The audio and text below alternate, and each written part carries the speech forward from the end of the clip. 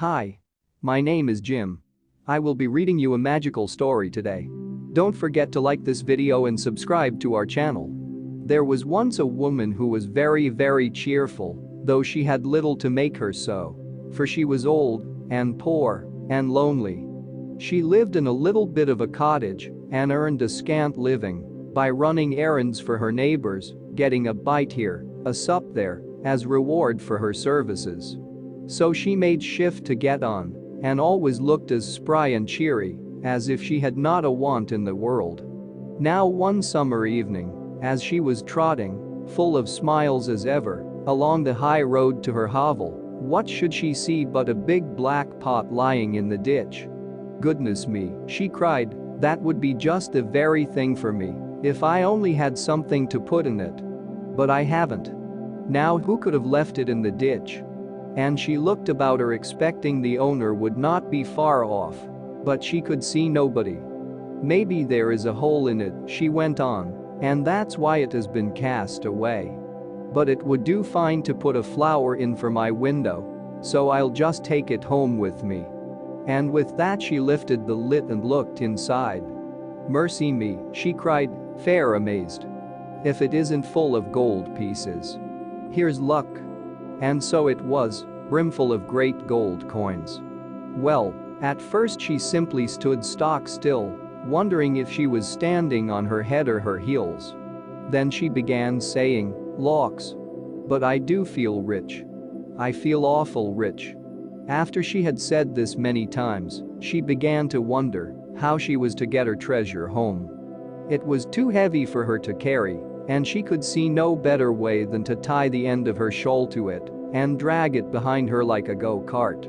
"It will soon be dark," she said to herself as she trotted along. "So much the better. The neighbors will not see what I'm bringing home, and I shall have all the night to myself and be able to think what I'll do. Mayhap I'll buy a grand house and just sit by the fire with a cup o' tea and do no work at all like a queen. Or maybe I'll bury it at the garden foot and just keep a bit in the old china teapot on the chimney piece. Or maybe, goody. I feel that grand I don't know myself."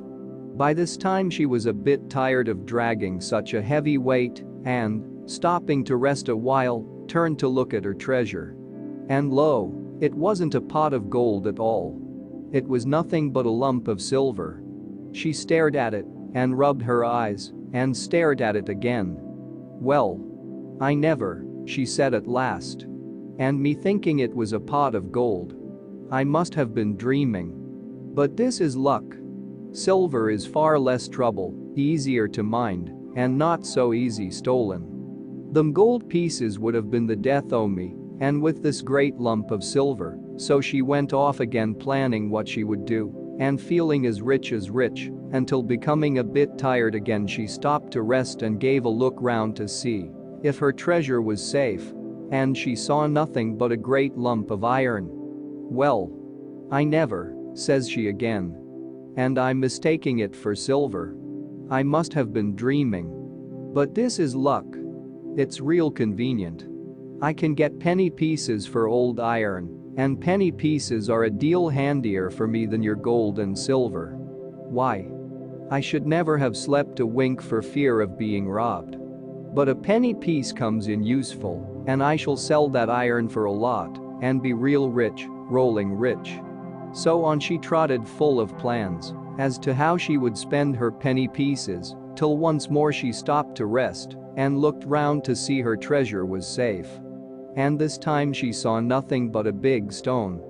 "Well, I never," she cried, full of smiles.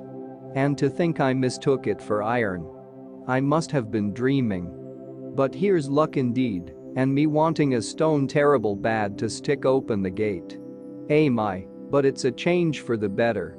It's a fine thing to have good luck."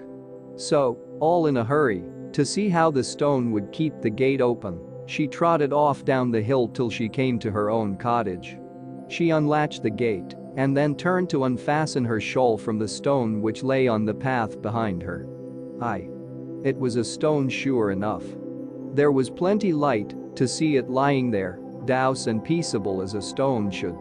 So she bent over it to unfasten the shawl end when, oh my. All of a sudden it gave a jump, a squeal, and in one moment was as big as a haystack.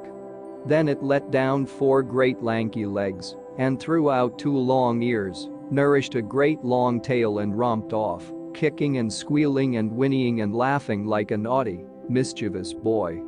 The old woman stared after it till it was fairly out of sight, then she burst out laughing too.